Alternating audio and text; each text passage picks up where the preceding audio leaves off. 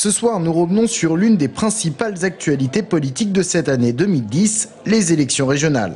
Elles ont été particulièrement tendues en région centre, une tension largement perceptible entre un Hervé Novelli, ministre candidat donné potentiellement gagnant en début de campagne, et un François Bonneau, président de région le moins populaire, connu par seulement 7% des sondés en région centre, ce qui lui vaudra le titre de Monsieur 7%.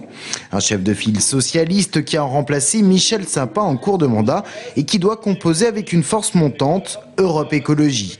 Une faille notamment exploitée par Hervé Novelli, le candidat UMP se veut offensif, mais la tendance s'inverse en cours de campagne. Les socialistes espèrent remporter finalement cette élection, alors chacun y va de ses soutiens. D'un côté, François Fillon, Christine Lagarde et Xavier Bertrand. De l'autre, Martine Aubry, Bertrand Delanoë et Benoît Hamon. Le soir du premier tour, les résultats tombent, les dés sont pipés. La présence presque inattendue du Front National au second tour ne laisse pas de chance de victoire à Hervé Novelli.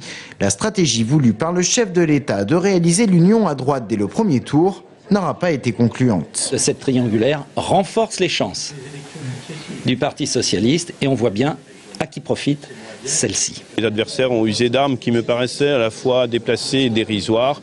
Je n'ai pas apporté beaucoup d'importance à leur démarche. Ce qui compte aujourd'hui, c'est le soutien qui semble se dégager. Dans l'entre-deux tours, la tension passe donc de l'autre côté, à moins qu'Hervé Novelli se soit fait une raison, et pourtant celui-ci continue à mener bataille. À gauche, on a réalisé la fusion des listes entre le PS, Europe Écologie et le Front de Gauche. Le soir de l'élection, le résultat est sans appel. François Bonneau est réélu avec 50% des voix, Hervé Novelli réunit 36% des voix et le FN 14%. Cette victoire est le fruit de l'alliance objective PS Front National, caractéristique de l'ère Mitterrand que l'on croyait révolue. J'avais pour objectif de là aussi renvoyer la balle à mon concurrent de l'UMP qui de manière totalement injuste voulait abaisser la victoire de la gauche aujourd'hui en disant qu'elle était liée à la présence de l'extrême droite. La réponse est donnée par les électeurs et c'est la meilleure réponse qui vaut.